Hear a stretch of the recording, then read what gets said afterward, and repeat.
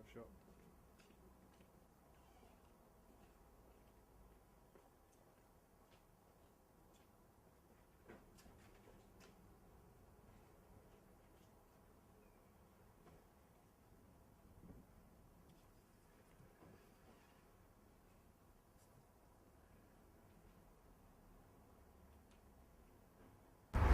Can you tell us something about what happened here? Yes, sir. Well, I was approached about 6-7 years ago by Dr. Fitton.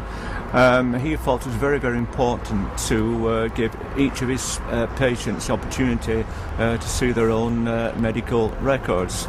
He felt, and I think most people agreed with him, that patients went into doctor's surgeries, didn't have too much time to chat to the doctors, possibly at times didn't understand everything that was going on.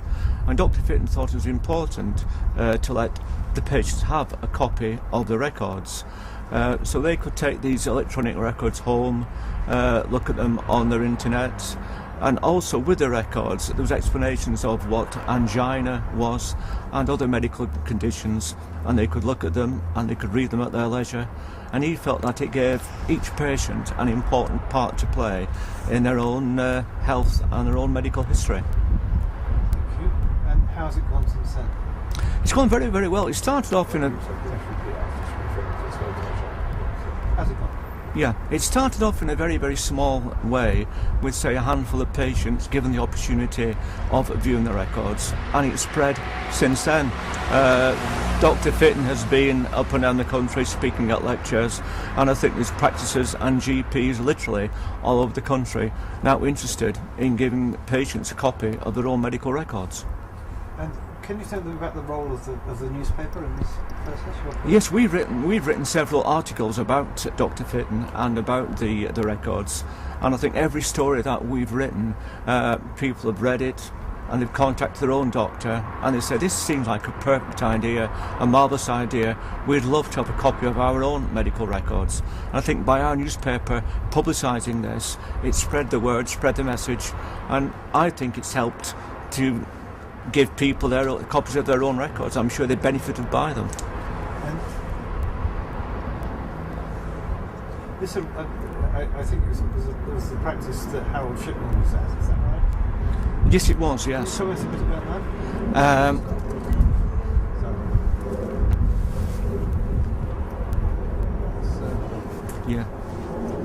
Actually, I wasn't involved with Dr. Shipman. I then moved to a different town, so I don't really know much about the Dr. Shipman side of it.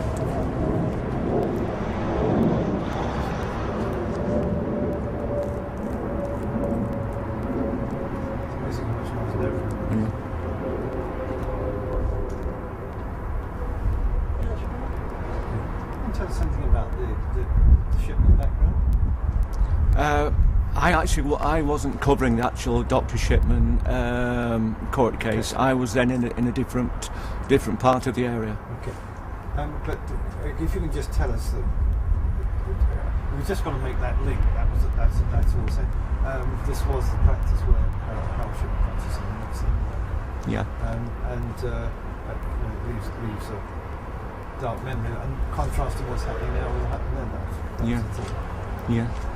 I think many people believe that had patients been given copies of their own medical records, possibly the atrocities, the murders committed by Dr. Harold Shipman wouldn't have been committed, because people would have had a chance to actually view their own medical records and possibly notice that those records may have been altered by Dr. Shipman. And obviously now that people have got or will be getting copies of their own medical records, if they see any mistakes in their records, they can confront their GPs right away and point these mistakes out to him. So perhaps you could just give us the line that this was the practice where Harold Shipman worked. Yeah. So give us just the link. Yeah. This was the town, this was a practice where Dr. Harold Shipman worked. Are you able to tell us any more? I'm not, to be honest with you, not. Okay, that's fine. Well, thank you very much. No. The notion, the philosophy of patient partnership, is that, if that's what we should call it? As a general practitioner, excuse me, working with patients.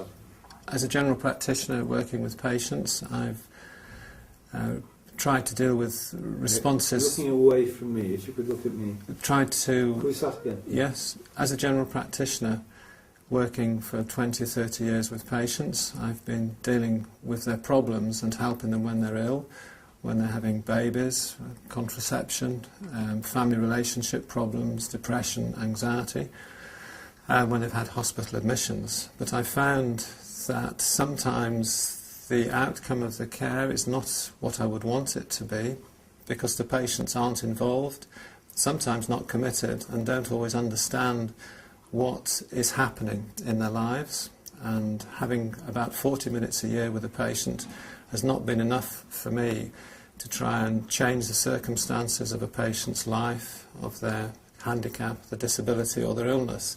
So I have set out on a course to make them more involved by giving them more information, giving them access to their own records, giving them the tools to actually change their own lives, to represent themselves and to be advocates for themselves for their own illness. That has also involved people being able to question their care, to be able to suggest alternative care, and also when they've been working on their own records, to be able to check their records for errors, and then to engage in a dialogue to improve the quality of the accuracy of their own records.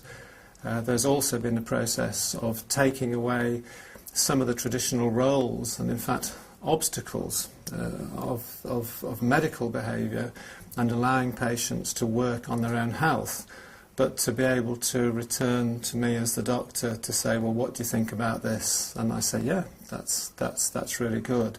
And that's, I think, still in a very, well, pretty early phase in this country, where we have a fairly paternalistic medical profession compared to other European and Western countries. Okay. How are we on that? How many different sizes can you give me? I can get 3, is that true? Okay. The wide isn't particularly wide, but it's Okay, that's fine.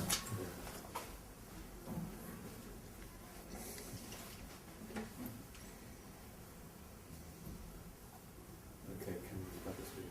So, perhaps we could start by from another perspective. You've given us another route into it.